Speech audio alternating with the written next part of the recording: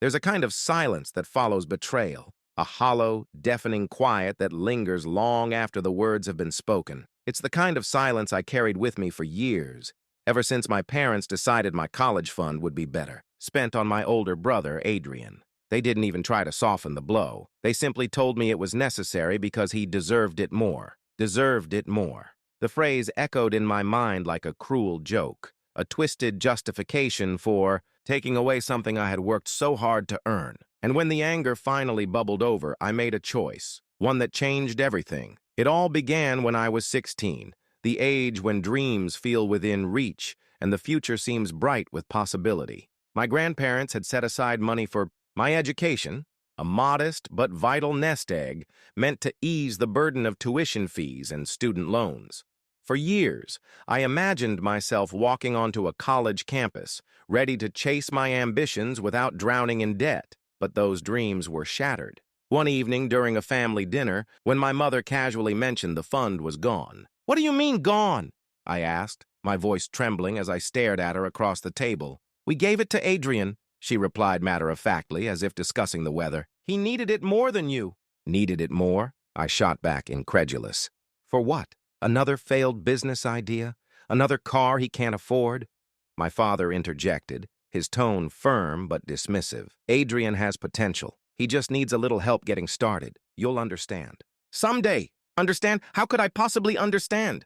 Potential wasn't a currency. It didn't pay bills or secure futures. Yet there I was, robbed of my chance at stability, while Adrian waltzed through life knowing someone else would always pick up the pieces. Over time, resentment festered inside me, growing sharper with each passing year. While I scraped together scholarships and worked part-time jobs to cover school expenses, Adrian squandered the money on yet another doomed venture, leaving our parents scrambling to clean up the mess. By the time I graduated, bitterness had become a constant companion. I moved out as soon as I could, determined to build a life independent of their favoritism. Adrian, meanwhile, continued to drift from one reckless decision to the next, always landing softly thanks to the safety net our parents provided.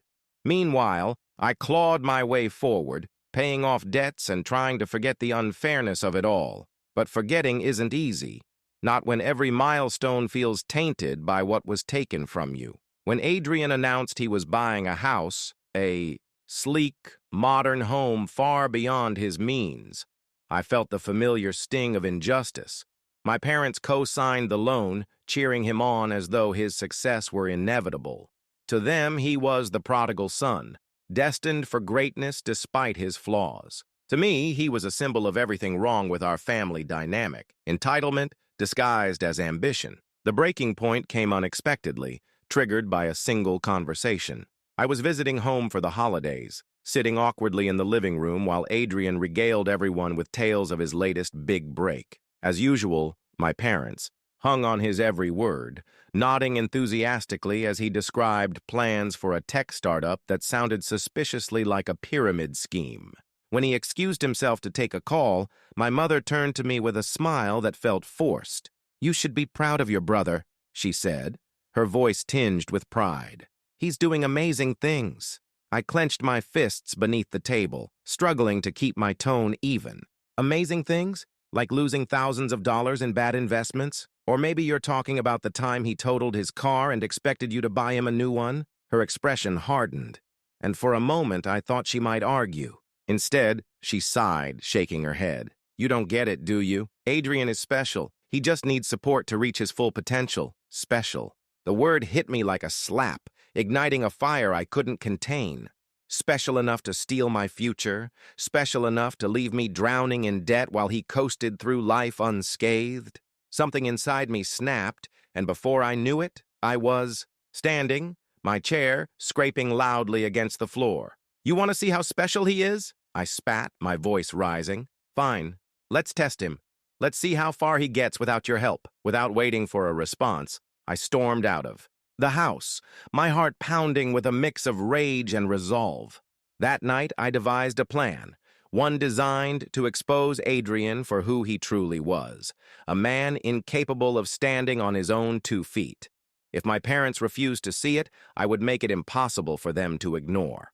The first step was subtle. I reached out to Adrian under the guise of reconciliation, offering to help him navigate his finances. At first, he was skeptical, wary of my sudden interest after years of strained relations. But desperation won out, and soon we were meeting regularly to review budgets and discuss strategies for managing his mounting debt. Each session revealed new layers of recklessness: missed payments, hidden credit cards, promises made to creditors he had no intention of keeping.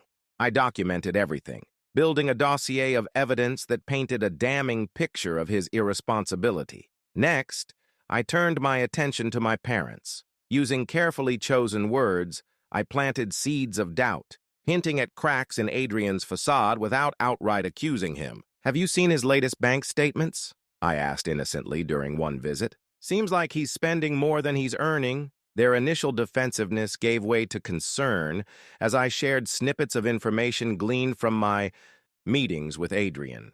Doubt crept into their eyes, eroding the blind faith they had placed in him. By the time I presented them with the full scope of his financial mismanagement, they were visibly shaken. The final blow came during a family gathering, a rare occasion where everyone was present. Adrian stood confidently at the center of the room, boasting about his upcoming projects and assuring everyone that success was just around the corner. When he paused to sip his drink, I stepped forward, clearing my throat to capture the room's attention. "I think it's time we had an honest conversation," I began, my voice steady despite the storm raging inside me. "About Adrian." He froze, his glass halfway to his lips, as I laid out the truth: every missed payment, every broken promise, every lie he had told to cover his tracks. The room fell silent, the weight of my words sinking in as shock registered on their faces. Adrian stammered, attempting to defend himself, but the evidence spoke louder than any excuse he could muster. When the dust settled, relationships lay in ruins. Adrian retreated into shame, unable to face the consequences of his actions. My parents, burdened by guilt and regret, struggled to reconcile the son they idolized with the reality I had exposed. And me? I stood amidst the wreckage, victorious yet hollow. But revenge is a fleeting satisfaction, and its aftermath leaves scars that take time to heal. In the weeks that followed, I found myself haunted by memories of happier times. Family vacations, shared laughter, moments of genuine connection that now felt irretrievably lost. The anger that had driven me began to fade, replaced by a profound sadness. What had I gained by tearing them apart? A fleeting sense of vindication? Hardly worth the cost. Determined to salvage what little remained, I reached out to Adrian first. He met me reluctantly, his usual bravado replaced by vulnerability. "Why did you do it?" he asked, tears welling in his eyes. "Didn't you care about us at all?" His question struck a nerve, forcing me to confront the truth. No, I hadn't cared. Not then. But maybe I could start now. Over coffee, we talked openly for the first time in years, sharing fears, regrets, and hopes for the future. Slowly, painfully, trust began to rebuild. Reconnecting with my parents proved harder. They were guarded, wary of my intentions, but I persisted, showing up uninvited to family gatherings and offering help without strings attached. It took months, maybe longer, but eventually walls crumbled, and forgiveness took root. Looking back, now I realize that revenge didn't heal the wounds. It merely widened them. True healing came later, when I chose empathy over bitterness, understanding over judgment.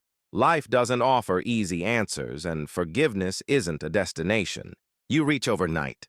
But sometimes the hardest lessons lead to the deepest growth.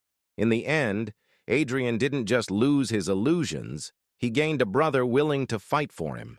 And my parents didn't just lose their savings, they rediscovered the son they had overlooked for so long. Because love, even flawed and complicated love, is worth fighting for.